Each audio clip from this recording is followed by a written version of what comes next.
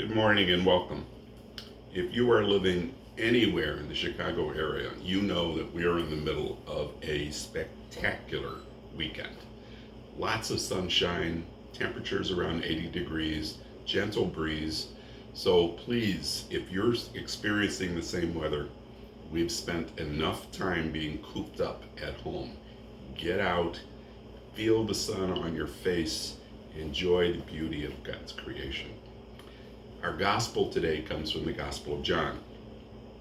Jesus said to his disciples, "I am the true vine, and my Father is the vine grower. He takes away every branch in me that does not bear fruit, and every one that does, he prunes, so that it bears more fruit. You are already pruned because of the word that I spoke to you. Remain in me as I remain in you. Just as a branch cannot bear fruit on its own unless it remains on the vine, so neither can you unless you remain in me. I am the vine, you are the branches. Whoever remains in me and I in him will bear much fruit, because without me you can do nothing. Anyone who does not remain in me will be thrown out like a branch and wither. People will gather them and throw them into a fire, and they will be burned. If you remain in me, and my words remain in you, ask for whatever you want, and it will be done for you. By this is my Father glorified, that you bear much fruit and become my disciples." The Gospel of the Lord. So I thought I'd share with you a few details about one of the projects I used to give for my world religions class. I'm sure a lot of my former students will remember this and probably cringe a little bit when they remember. It was a partnered show and tell. It had to be at least 45 minutes long, and it had to be on one of the major world religions, either Hinduism, Buddhism, Islam, or Judaism. The presentation had to include how that religion celebrated birth, death, marriage.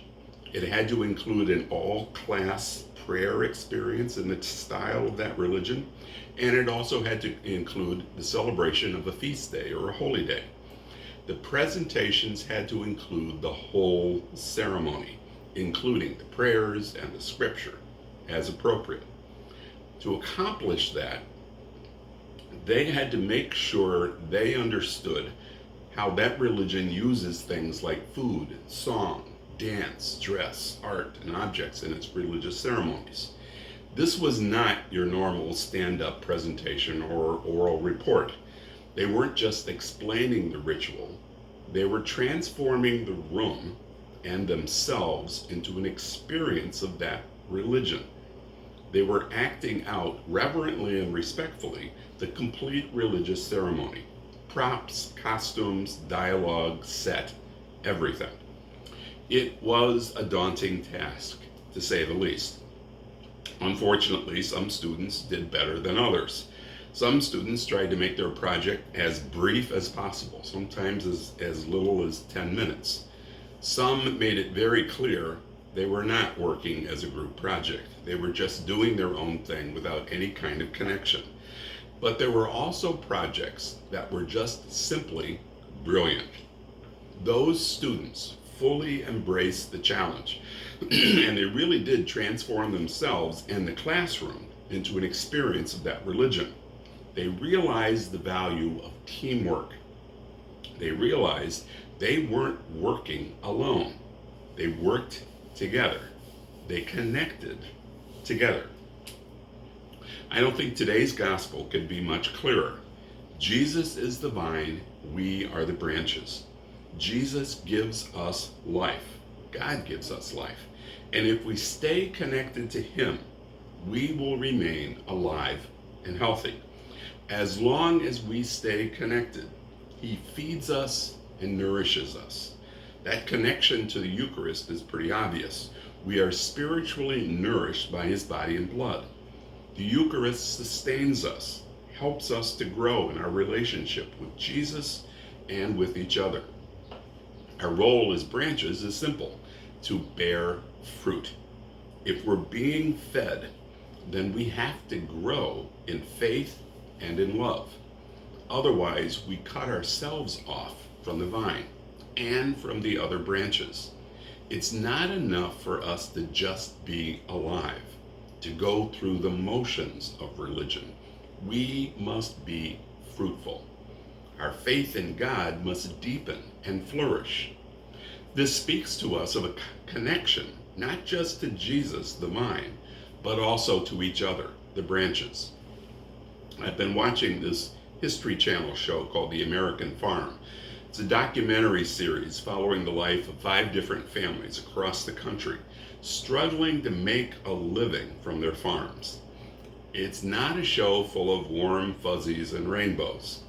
Families are doing anything and everything and giving up everything just to keep their heads above water, dealing with financial issues, drought, predators, the vagaries of weather, the tensions and stress of caring for children and their future, the breakdown of equipment, and sometimes their own personal faith, all in an effort to produce a crop, to be fruitful.